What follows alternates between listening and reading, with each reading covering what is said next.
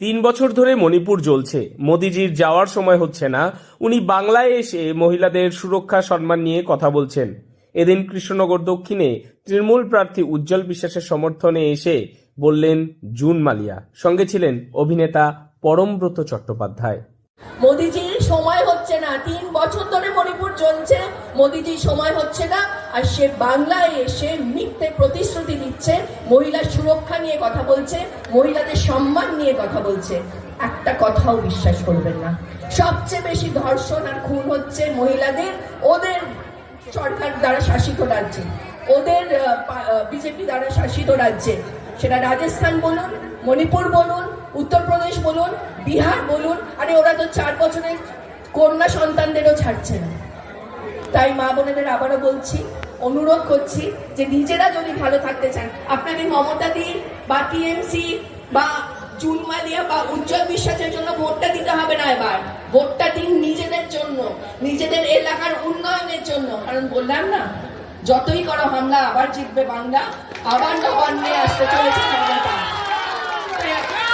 আবার বলছি 29শে এপ্রিল 2 নম্বর বোতাম টিপে অবশ্যই উজ্জ্বলতাকে বিপুল ভোটে আপনাদের জয়ী করে আনতে হবে। সেই দায়িত্ব আমি আজকে এই মঞ্চ থেকে আপনাদের সকলে যারা যারা এসছেন আপনাদের সকলকে বলে গেলাম, এবং আশা করব যে 4 তারিখে আমরা সবাই আনন্দে থাকবো, ভালো থাকবো, এবং 4 তারিখ থেকে আবারও নতুন করে উন্নয়নের যাত্রা শুরু হবে মমতাদির হাত ধরে।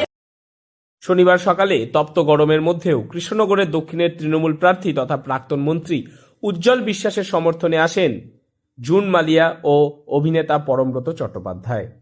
নমস্কার।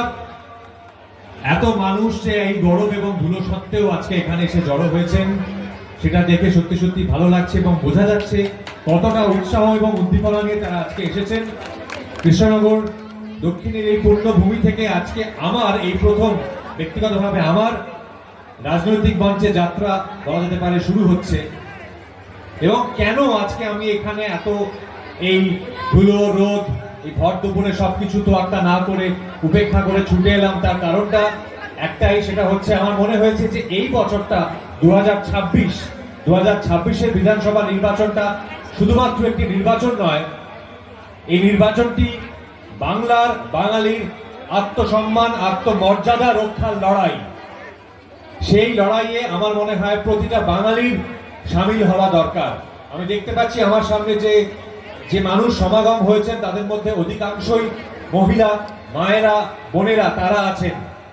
তাদেরকে একবার মনে করিয়ে দিই যে সেই সব রাজ্য থেকে, যেই সব রাজ্যে একের পর এক নারী নিগ্রহের ঘটনা ঘটে, মহিলাদের অপমান করার ঘটনা ঘটে, সেইখান থেকে বাইরের লোক এসে এই পশ্চিমবাংলার, যেটা এই বছরও সব থেকে নিরাপদ, মহিলাদের জন্য সব থেকে নিরাপদ রাজ্য বলে প্রমাণিত হয়েছে, সেই রাজ্যে এসে মহিলাদের সুরক্ষার কথা শুনিয়ে যাবে, মহিলাদের সুরক্ষা নিয়ে জ্ঞান দিয়ে যাবে, আর আমরা সেটা চুপচাপ শুনে নেব, এটা হতে পারে না।